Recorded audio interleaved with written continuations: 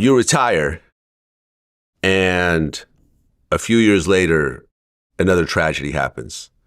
Your nephew, Leon Spinks' son, Calvin Spinks, he was driving home from his girlfriend's house.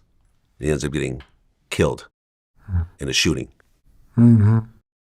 And he was an aspiring fighter himself as well. He had just turned pro. Yeah. And just had like two pro fights. Mm-hmm. How did you feel when you got that phone call? I didn't feel too good.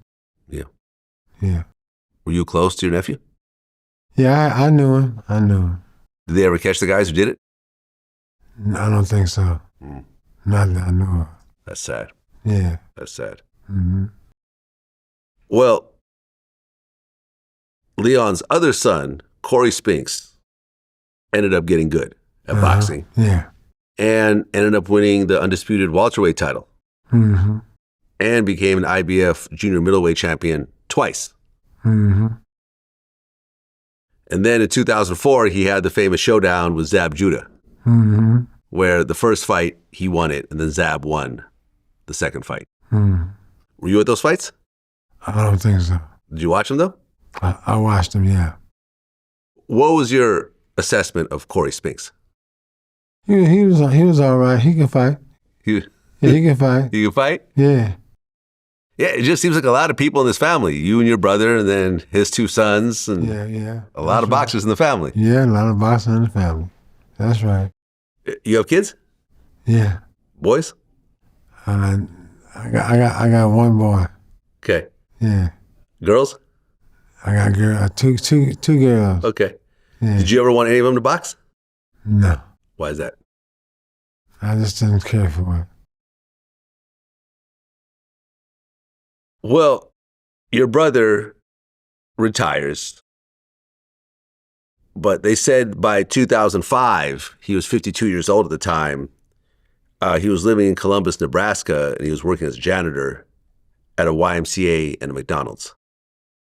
Is that true? And who was that? Your brother, Leon. I didn't know anything about that. Really? I mean, was he struggling after he retired financially? Not that I know of.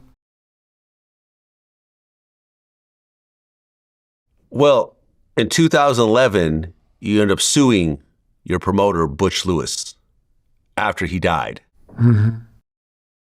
And I guess that you claimed that he didn't properly manage $24 million that you earned in the ring, and he violated the agreement. And you also sued Robert L. Johnson, who was the founder of BET. And I guess he was one of the executors of Butch Lewis's estate. So what exactly happened? What was the reason for that lawsuit? I can't hardly remember. Well, I guess he was supposed to continue paying your bills, but then at one point that stopped, and then you end up not having health insurance and so forth. What ultimately happened with that lawsuit? Did you win or lose? I think I lost. Oh, really? I think I lost.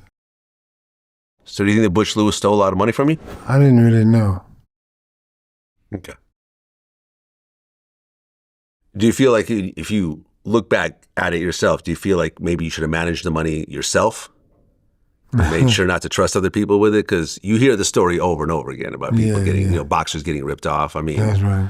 When I interviewed Holyfield, his own sister took a mortgage on his mansion in Georgia without him knowing. And by the time he found out, he had to foreclose on the whole house. You know what I'm saying? Yeah. So people stealing from boxers is nothing new. You're right about that. So, Mike Tyson claimed that Don King stole a bunch of his money and ended up beating up Don King at one point. And, do you think boxing is just a dirty business? I think it is kind of shady. Yeah. You can have, I think so. Well, Leon, by 2012, he was 60 years old. He started having some health problems. He would slur his words when he talked. And then it was actually diagnosed that he had shrinkage in his brain, which is they say it's from all the punches that he took. Yeah, I heard about that. Were you guys still close during this time? Yeah, we still close. Yeah.